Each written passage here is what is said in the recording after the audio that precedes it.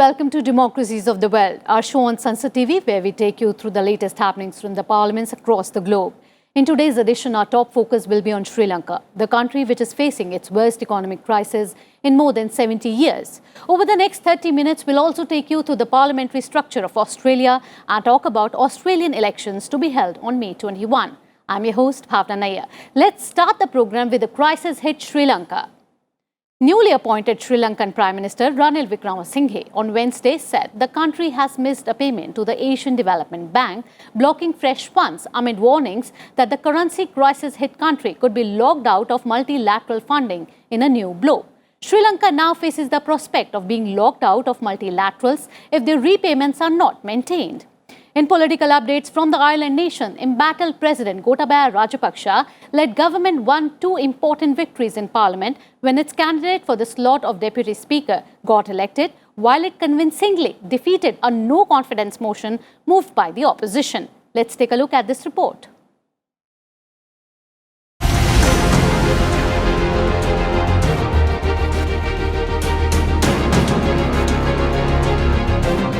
Amidst nationwide protests demanding his resignation, a move by Sri Lanka's opposition parties to force a no-confidence motion against President Gotabaya Rajapaksa in Parliament was blocked by the ruling party on Tuesday.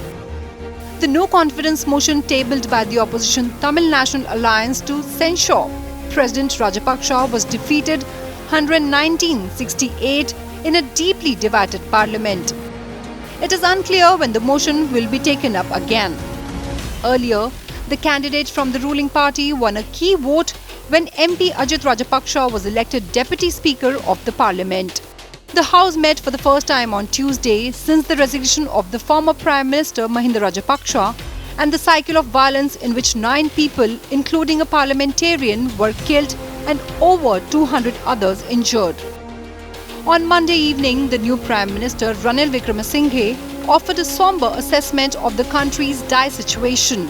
He said that about $75 billion is needed urgently to help provide the nation with essential items, but the country's treasury is struggling to find even $1 billion. 5-time former Sri Lankan Prime Minister Ranil Singh was reappointed as Prime Minister last week in an effort to bring stability to the island nation engulfed in a political and economic crisis. Sri Lanka is grappling with unprecedented economic turmoil since its independence from Britain in 1948. Protesters accuse the Rajapaksas of triggering the crisis through corruption and misrule. Months of anti-government rallies have led to the near dismantling of the once powerful ruling family, with the president's one brother resigning as Prime Minister and other siblings and a nephew leaving their cabinet posts. News now from Lebanon, where the country's Home Ministry declared the results of the parliamentary elections this week. The final results showed that the loss of majority in the parliament by Hezbollah and its allies, more than a dozen independent newcomers gained seats, signaling a shift in a country devastated by an ongoing financial meltdown and soaring poverty. Lebanon voted for the first time since the 2019 October Revolution on May 15th. Here's the report.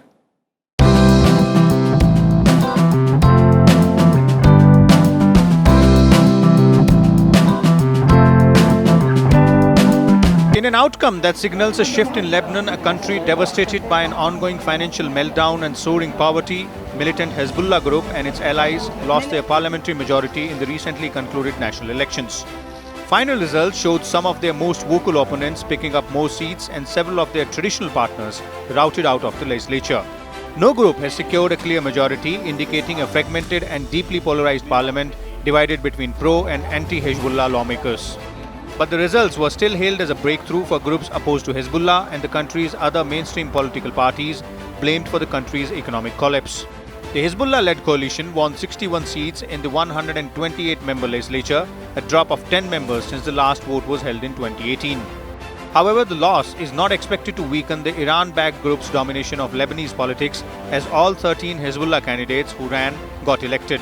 Hezbollah's most vocal opponents, the nationalist Christian Lebanese Forces Party, emerged as the biggest winner, while its Christian rival, the Free Patriotic Movement, founded by President Michel Aoun, suffered a political setback. The Lebanese forces now has the largest bloc in parliament with 21 seats, overtaking the Free Patriotic Movement, which now holds 18 seats, a drop of 3 seats from the previous vote. Despite the setback, Hezbollah and its main Shiite ally, the Amal group of Parliament Speaker Nabi Berri, retained 27 seats allocated to Shiite sect. In a major achievement, independents and newcomers, including those from the 2019 protest movement, secured 14 seats. Sunday's parliamentary elections were the first since Lebanon's economic meltdown began in late 2019. The government's factions have done virtually nothing to address the collapse, leaving Lebanese to fend for themselves as they plunge into poverty without electricity, medicine, garbage collection, or any other semblance of normal life. The vote is also the first since a deadly explosion at Beirut's port in August 2020 that killed more than 200 and wounded thousands and damaged parts of the capital. The results predict a sharply polarized parliament divided between pro- and anti-Hezbollah lawmakers who will find it difficult to work together to form a new government and pass laws needed to enact reforms for a financial recovery in Lebanon. Bureau Report, Sansad TV. Moving on, Elisabeth Borne was appointed France's new Prime Minister this week. She is the second woman to hold the post in the country. 61-year-old Borne succeeds Jean Castex, whose resignation was expected after President Emmanuel Macron's re-election last month. Macron and Borne are expected to appoint the full government in the coming days. She'll be the country's first female Prime Minister in 30 years. Centrist politician Elisabeth Borne was appointed France's new Prime Minister, becoming only the second woman in history to hold the post. French President Emmanuel Macron and Borne are expected to appoint a new government in the coming days. Borne has served as Labour Minister in Macron's previous government since 2020. Earlier, she was Transport Minister and Minister of Ecological Transition, also under Macron. Known for her negotiating skills, she will help Macron see through some tough reforms. Borne's first mission will be to make sure that Macron's centrist party and its allies do well in France's parliamentary election in June. If Macron's party wins a majority in the assembly, Borne will then need to ensure that pension changes promised by the president are put into law, including raising the minimum retirement age from 62 to 65. The proposed changes have been criticized by workers, unions and left-wing voters. The new Prime Minister will also be directly in charge of green planning, seeking to accelerate France's implementation of climate-related policies. Borne has a mixed track record, prompting criticism from workers, unions and left-wing voters. As Labour Minister, she implemented changes making it hard for jobless people to get benefits and reduced monthly payments for some unemployed people. Yet Borne's rise to power has been formidable despite never having held elected office. She joined Macron's centrist party in 2017 and is the second woman to hold the position after Edith Cresson, who was Prime Minister in 1991 to 1992. From pandemic to floods to droughts and bushfires, Australian Prime Minister Scott Morrison's tenure has been beset by a series of crises. Now it seems to be coming an end with the election schedule on May 21st. Though the pre-poll surveys have given the opposition Labour Party an edge over the current government, a hung verdict has not been ruled out. Take a look at this report.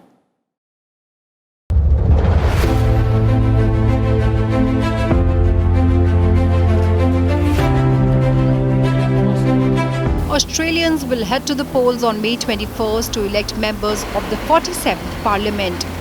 The incumbent Liberal National Coalition government, led by Prime Minister Scott Morrison, is seeking to win a fourth consecutive term in office. Scott Morrison is the leader of the Liberal Party and Anthony Albanese is the leader of the Labour Party. One of them will be Australia's Prime Minister for the next 3 years, but other parties such as the Greens and the Nationals also play a significant role in the election. All 151 seats in the lower house, the House of Representatives, and 40 of the 76 seats in the upper house, the Senate, will be up for election. There are 151 members of the House of Representatives, so one party needs to win at least 76 seats to form a majority government. If there is a hung parliament, that is, neither major party secures an outright majority to form government, they must win the support of the independents or minor party members who have been elected.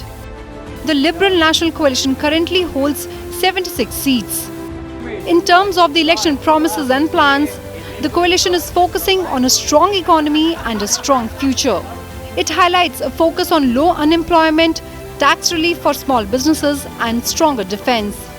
When it comes to Labour leader Albanese's stance, specifically, he promises changes in areas like cheaper childcare, growing the economy, making home ownership accessible and tackling low wages.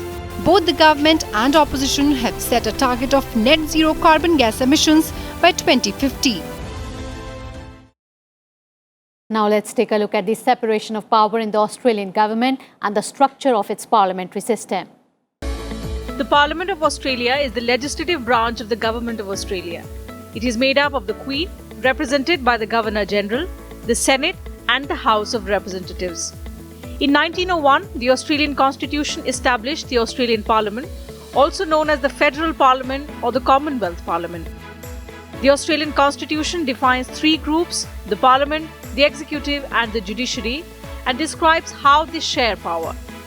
Parliament makes and changes the law, the Executive puts the law into action, the Judiciary settles disputes about the law. The Parliament represents the people of Australia. It makes new laws and amends, changes existing laws. It also keeps a check on the work of the government and provides a place where the government is formed. General elections are held every 3 years to elect all members to the House of Representatives and just half of all senators to the Senate. The Constitution sets out the essential rules for calling general elections. It is compulsory for Australian citizens 18 years and above to vote. Australia's legislature is bicameral. The House of Representatives is one of the two houses of Parliament and is sometimes called the People's House or the House of Government. It is the lower house of Parliament with 151 members. Each member represents one of the 151 electorate in Australia. There is approximately the same number of voters in each electorate.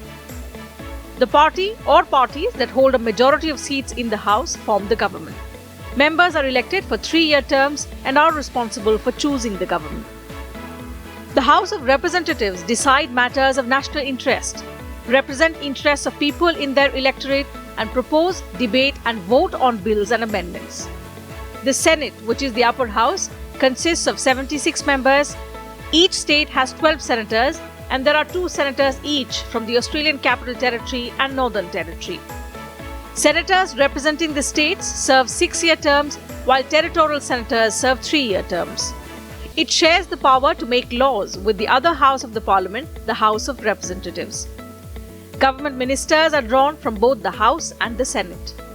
The Parliament forms the government from the party or coalition of parties which achieve a majority in the House of Representatives following a federal election.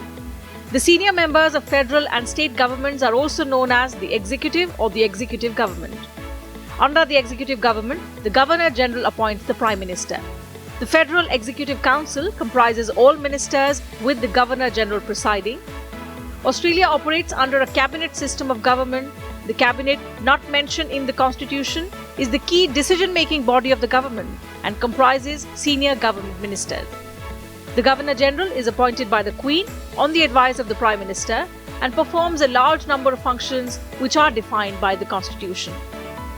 The Australian legal system is based on the common law of England, and many laws are identical with those laid down in Acts of the British Parliament. The High Court of Australia, the Federal Supreme Court, consists of a Chief Justice and 6 other justices, each of whom is formally appointed by the Governor-General. And now news from Argentina, where over 1 lakh people participated in a march for employment and fair wages and against hunger and poverty on the Plaza de Mayo in the center of Buenos Aires as part of widespread protests across the country.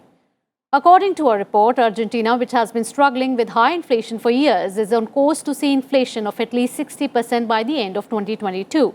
Poverty has risen by over 43% since the beginning of the year. The global increase in fuel prices will also have a hard impact on Argentina, especially as the International Monetary Fund is pressurizing the country to reduce energy subsidies as part of its debt program. Food prices have already risen significantly in the country. It's time for a short break here. After the break, we'll tell you UAE appoints its new president, and there'll be much more. All this after this short break. You stay tuned to Sansad TV.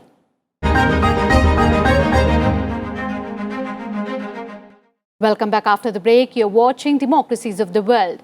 News now from the Gulf nation, where in a smooth transition of power over the weekend, the United Arab Emirates Supreme Council of Rulers selected the nation's third president. Sheikh Mohammed bin Zayed Al Nahyan, known as MBZ, took over the reins on May 14th after his half-brother Sheikh Khalifa passed away a day earlier. The former Crown Prince of Abu Dhabi had been running the day-to-day affairs of the country during the brother's prolonged illness. Sheikh Mohammed takes leadership of an evolving country. That evolution has been gradual and smooth and was also spelled out by the government in the recent policy positions. Working behind the scenes for years as de facto leader, Sheikh Mohammed transformed the UAE military into a high-tech force which, coupled with its oil wealth and business hub status. Meanwhile, condolences continue to pour in from across the world on the passing of Sheikh Khalifa.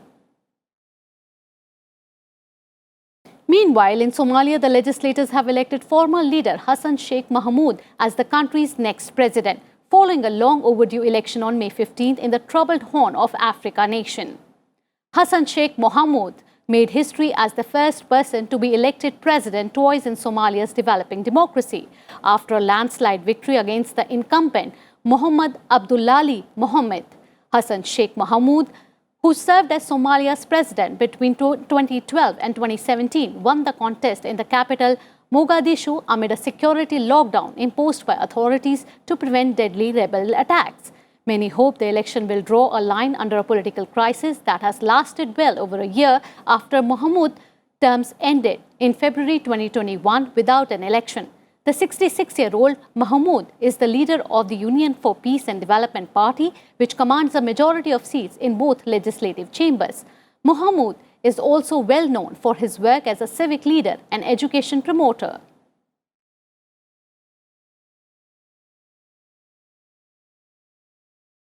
The son of the late dictator Ferdinand Marcos and daughter of outgoing President Rodrigo Duterte are the new leaders of the Philippines, an alliance that ushers in 6 years of governance that has some human rights activists concerned about the course their country may take with the pair in power. Last week, Ferdinand Marcos Jr. won the biggest ever landslide in the presidential elections of the country, marking an extraordinary full circle in its modern political history. Marcos Jr., commonly referred to as Bong Bong, has come to power 36 years after his father was deposed and exiled along with his family in the People Power Revolution. Meanwhile, Sara Duterte Carpio, 43, is the outgoing mayor of Davao City, which was her father's constituency before he was elected president in 2016. A lawyer and reserve officer in the Philippine Army, Duterte has carved out her political career, and although at times supportive of her father, is considered more level-headed and pragmatic. Moving ahead, Yoon Suk Yeol, a conservative political neophyte, took office as South Korea's new president on May 10th with a vow to pursue a negotiated settlement of North Korea's threatening nuclear program. Yoon started his work from an underground bunker setup at his new presidential office amid high tension in the Korean peninsula. Yoon, who previously promised a tougher stance on North Korea, avoided tough words during his inaugural speech amid growing worries that North is preparing for its first nuclear bomb test in nearly 5 years. North Korea has rejected similar past overtures by South Korean leaders that link incentives to progress in its denuclearization. Yoon also addressed the country's growing economic problems. In recent months, North Korea has test-launched a spate of nuclear-capable missiles that could target South Korea, Japan, and the mainland United States. And from the point of view of gender equality, Slovenia will have a more gender-balanced parliament than ever before, as 36 of the 90 MPs who started their term on May 14 included the new speaker are women. The most gender-balanced party in parliament is the Freedom Movement, in which women make up more than half of the 41-strong deputy group. In the two junior partners of the incoming coalition, the Social Democrats and the Left, over 40% of MPs are women. The government is also likely to become more gender balanced as 7 of the 18 names for minister posts so far revealed are women. Ever since the pandemic hit the globe, working from home has become the new normal. While for some it is convenient to work from your own place using a laptop, British Prime Minister Boris Johnson feels that it has its own distraction. Johnson has appealed to the working people to return to their offices. Sharing his experience while working from home, Johnson said he was distracted by making coffee and eating cheese. That's all we have in this edition of our program on Democracies of the World. Connect with us on various social media platforms for all the latest from India and around the world. You can send in your feedback at Sansad TV at sansad.nic.in. Stay tuned for more informative programs on Sansad TV. Till then, goodbye, namaskar.